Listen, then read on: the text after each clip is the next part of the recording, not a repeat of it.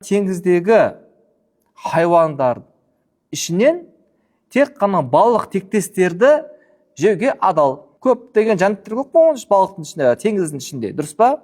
Рак бар. Бұларды біздің ханафи мазхабы бойынша желмейді. Өйткені ана нәрсе бар, біздің ханафи мазхабымызда ереже бар. Құран кәрімде былай дейді: оларға адамның табиғатын қаштыратын жануарларды харам етілген дейді. Теңіз ішінде көп қой жәндіктер. Бұл айтқанда адам бір қараған уақытта одан жиіркенеді. Адам табиғаты ол нәрсе қаламайды. Онда ханафи мазхабы бойынша бұларды жеу мәкрух болады. Басқа мазхабтарда бар.